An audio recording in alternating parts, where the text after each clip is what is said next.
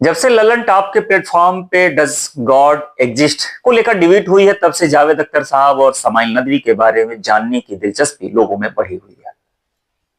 जावेद अख्तर साहब एक नास्तिक है।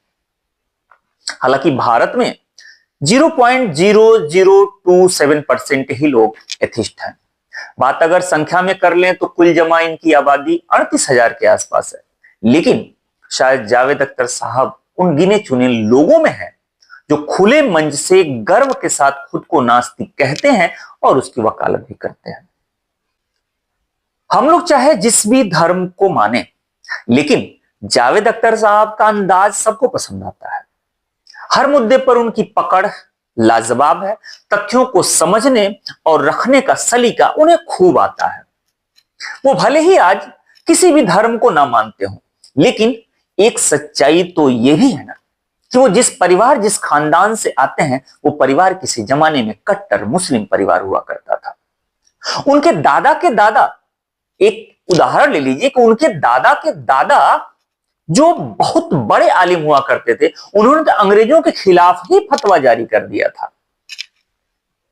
उनके खानदान में एक से बढ़कर एक वलेमा और शायर पैदा हुए हैं।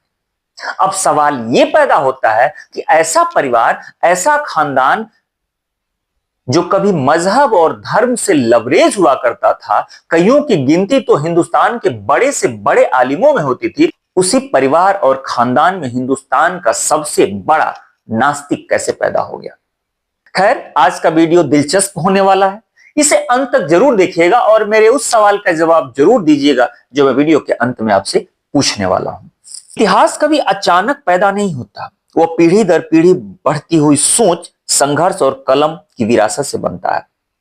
अगर आज हम जावेद अख्तर साहब को उनकी उम्दा सोच, बेबाक अंदाज और इंसानी मूल्यों के लिए जानते हैं, तो इसके पीछे 4 पीढ़ियों की एक ऐसी दास्तान है जहां कलम, इबादत, इल्म हथियार और आजादी ही मकसद था।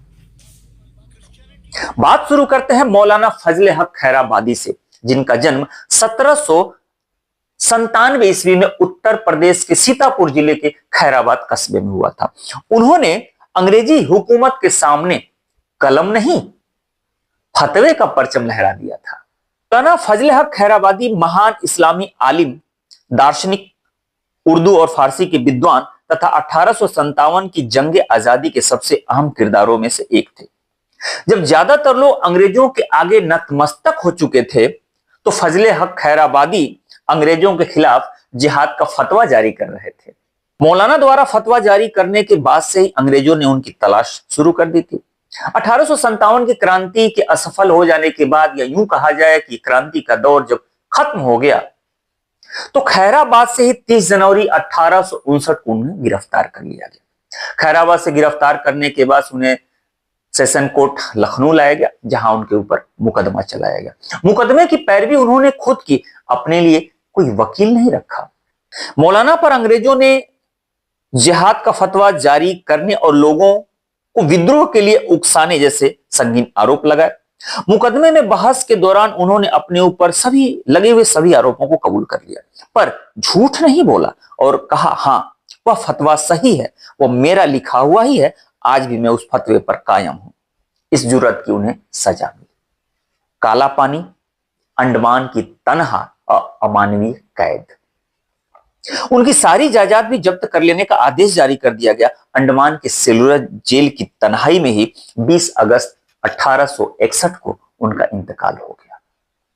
लेकिन अंग्रेजों को क्या पता था कि उन्होंने जिस सोच को कैद किया है, वह उससे भी ज्यादा मजबूत होकर लौटेगी।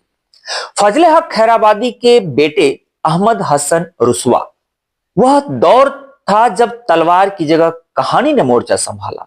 रुसवा उर्दू के महान उपन्यासकार, शायर, गणितज्ञ, बहुभाषाविद सब कुछ थे। उनका उपन्यास उमराव जान अदा सिर्फ एक कहानी नहीं, बल्कि समाज, औरत, तहजीब और सच्चाई की एक आईना थी। उन्होंने उर्दू साहित्य को महलों और दरबारों से निकालकर जिंदगी की गलियों तक पहुंचाया। रुसवा के बड़े बेटे इफ्तिकार हुसैन अख्तर, जिन्हें दुनिया मुश्तर खैराबादी के नाम से जानती है, एक ऐसे शायर जिनकी गजलों में क्लासिकी रवायत और गहरी फिक्र साथ चलती थी।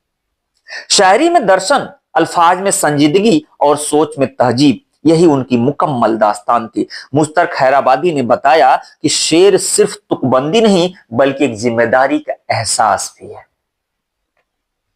मुश्तर खैराबादी के बाद अब कलम ने रुख किया था इनकलाब की तरफ। मुश्तर खैराबादी के बेटे जानिसार अख्तर एक प्रगतिशील लेखक, आंदोलन के मजबूत स्तंभ, एक उम्दा शायर और फिल्मी गीतकार। उनकी शायरी में मोहब्बत भी थी, बगावत भी थी और इंसान को इंसान बनाने की अदा भी थी। उन्होंने शायरी और गजल को आम आदमी की आवाज बना डाला। फजले हक खैराबादी से लेकर जानिसार अख्तर तक अगर आपने जो कुछ भी देखा, अगर उसकी एक समरी देखना चाहते हैं तो आपको जावेद अख्तर साहब को देखना और सुनना होगा। जानिसार अख्तर के बड़े बेटे जावेद अख्तर में 4 पीढ़ियों की विरासत साफ साफ दिखाई देती है। फिल्मों के अमर गीत, समाज पर तीखे सवाल, धर्म, पाखंड और नफरत के खिलाफ बेबाक बयान। लेकिन अगर कुछ नहीं दिखता है तो सिर्फ धर्म और मजहब की झलक।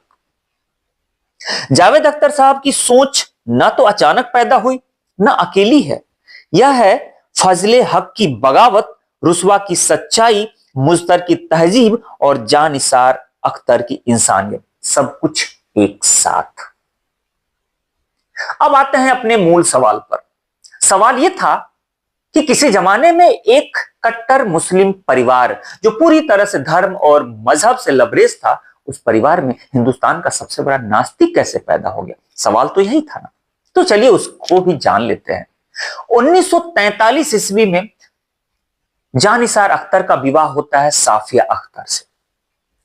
जानिसार अख्तर उस वक्त फिल्मों में किस्मत आजमाने शुरू कर दिए थे, उसके सिलसिले में मुंबई गए। जब वो मुंबई गए तो साफिया अख्तर अपने दोनों बच्चे, सबसे बड़े जावेद अख्तर और उनसे छोटे सलमान अख्तर, दोनों बच्चों को लेकर वो ग्वालियर में रह गई और बच्चों की परवरिश के लिए उन्होंने एक स्कूल में पढ़ाया भी।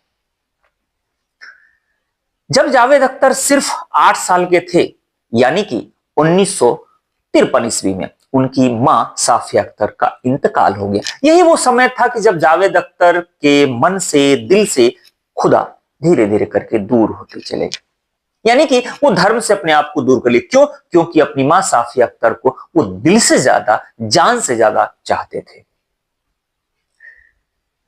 एक और असर जो मैं आपको बताता चलूं कि जब जानिसार अख्तर मुंबई गए तो मुंबई की रवानी, रवायत और मौसम में जानिसार अख्तर भी ऐसा कुछ बदल गए, वो भी धीरे धीरे धर्म से दूर होते चले गए। यूं कहा जाए कि उम्र के आखिरी पड़ाव में वो भी एथिस्ट हो चुके थे। सोने पे सुहागा एक और हो गया कि जावेद अख्तर साहब का विवाह 1972 ईस्वी में ईरानी मूल की एथिस्ट हनी ईरानी से हो गया। फिर क्या था, पूरा का पूरा परिवार ही एथिस्ट की तरफ बढ़ चला। फिर धीरे धीरे धर्म और मजहब कहीं बहुत पीछे छूट गए। खैर, बात यही थी कि कट्टर मुस्लिम परिवार से निकलकर एथिस्ट तक का सफर कैसे हुआ, वो मैंने आपके सामने रख दिया। बताइएगा वीडियो आपको कैसा लगा। ये जावेद अख्तर साहब के बारे में ये छोटी सी एक दास्तान थी, कैसा लगा? खैर, हम और आप चाहे भी जिस भी धर्म को मान रहे हो, लेकिन जावेद अख्तर साहब का जो अंदाज है वो कैसा आपको लगता है, ये कमेंट करके जरूर बताइएगा। ठीक है, मिलते हैं ऐसे ही किसी मजेदार टॉपिक के साथ, वीडियो के साथ। तब तक आप अपना ख्याल रखिए।